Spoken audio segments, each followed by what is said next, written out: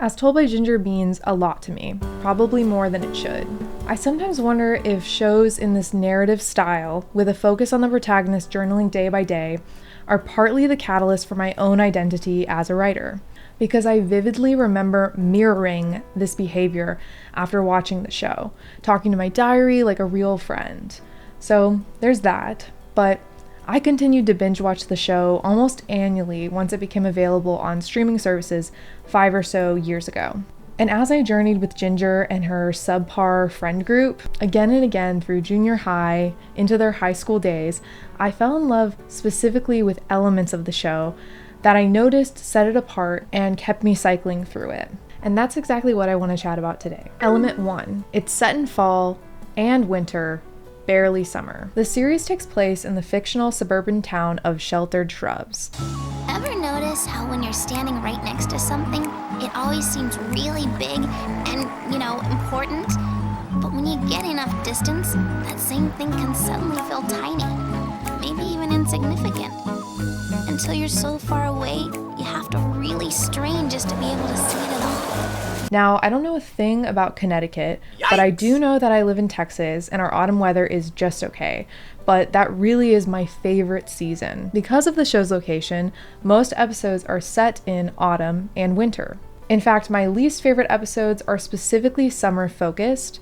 That would be the days that they spend at Camp Caprice, accompanied by the worst sing-along song ever. At Camp Caprice, Reese, we don't say mooses, we say meat, and we feel proud, as we sing our song out loud. And every morning, as a new day's dawning, we are proud, so we sing our song out loud. It's very annoying. Despite the season the episode is set in features muddy hues that I'd associate with natural fall feelings. The Foutley's household is mostly brown. Ginger's room features pale yellow wallpaper. At school, it's slate gray and forest green, and establishing shots feature the leaves changing colors quite often. The characters are oftentimes bundled up. Side note, it's greatly appreciated when animators give characters a real changing wardrobe, as they did here in the show. For me, the overall effect is so cozy, like sit by the fire, have a hot cocoa, put on your mittens, comforting. And at some point, I picked up on this and timed out my rewatches with the cooler seasons where I live.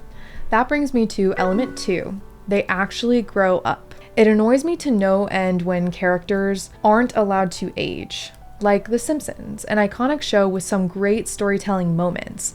But I am personally bothered that we only see Bart and Lisa as adults in future flash forwards that may or may not be canon. I will get invested in characters, and the biggest payoff a show can give me is when the writers allow that creation to evolve continuously over the course of the show's lifetime. As Told by Ginger does exactly that so well. In fact, puberty as a theme is highly prevalent in the show, and I'd say tackles the challenges that come with it in a far more honest way than any series of that time. Look at me.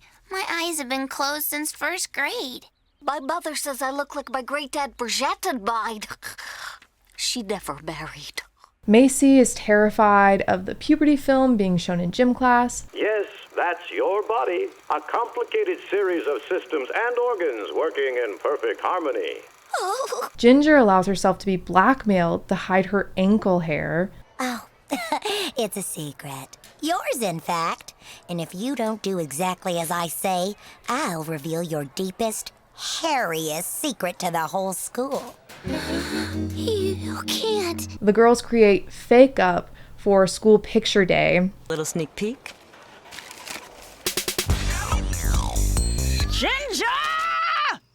Which to me aligns perfectly with the fear around acne or changing bodies that we experience during that time of our lives. Additionally, episodes like Little Seal Girl have the friend group divided, as Macy clings to a childhood TV show and talent show tradition, while the others are embarrassed and want to arrange a more adult performance or opt out entirely. These stories tend to stir up a sense of dread in me, but I think that's because they're written so authentically, likely stemming from the show writer's personal experiences. For those that are familiar with As Told by Ginger, Did you know we follow Macy, Dodie, and Ginger beyond Lucky Junior High and on to high school?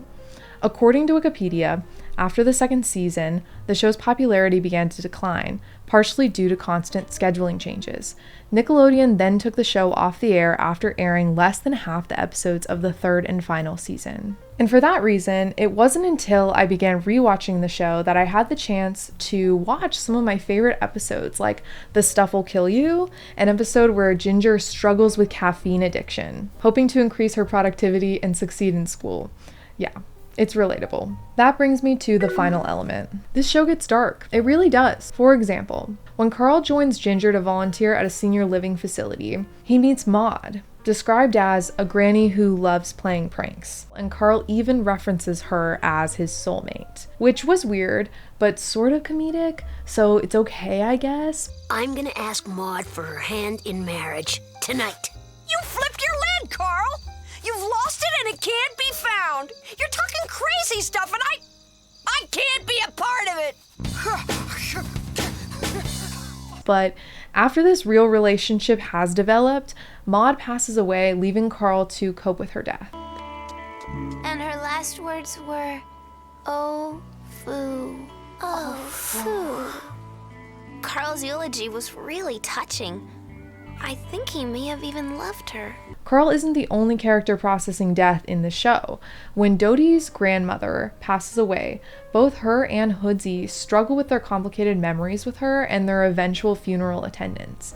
They handle their emotions in an almost sloppy manner, which is so real. Beyond this, I'd say my favorite episodes are downright sad. They tackle the topic of depression and heartbreak, namely And She Was Gone and A Lesson in Tightropes. And She Was Gone appeals to me because Ginger is drafting a poem. As she's working away at her typewriter, there's an animated sequence along with her narration. It's hauntingly beautiful, but the people who read or hear Ginger's work quickly conclude that she's unwell. The implication here is that Ginger's teacher, Miss Zorsky, believes Ginger is suicidally depressed. She advises that Ginger see the school psychologist. This episode was nominated for an Emmy Award, and there are numerous video essays that dive into deeper detail on the subject, so I highly suggest you check those out. I gravitate toward this episode in the same way that I put Notebook on if I want to be so deeply moved by a love story that I sob uncontrollably. I rewatched this episode alone because I am inspired by the raw emotion Ginger pulls out of herself, and the fact that she doesn't fully understand where this darkness comes from. To me, A Lesson in Tightropes is the peak of the entire series. It follows the aftermath of Ginger and Darren's breakup. Ginger has an acute appendicitis attack, so there are real stakes at play. It's a messy combination of emotional devastation and physical vulnerability. I may talk about this in a future video since it's truly a rich piece of content. There's music and montages, so just let me know if that's something you'd be interested in seeing. I've concluded that for me, these elements combined create the perfect cozy yet depressing comfort TV show. When I put As Told by Ginger on as background content while I get ready for the day, I'm humored by Courtney's self-absorbed talent show. I worry for Macy as she performs Little Seal Girl to a quiet audience. I realize too many of my past friends have been Dodie-coded. Ultimately, I am less alone watching Ginger tell me how it is. The show's story, its characters, rich atmosphere, and satisfying end all warrant an annual rewatch in my book. But what do you think? Are you a fan of the series? I'd love to hear from you. That's all for now from me. I'm hoping to make more videos like this in the future, so subscribe if you're interested. Until then, wishing you well.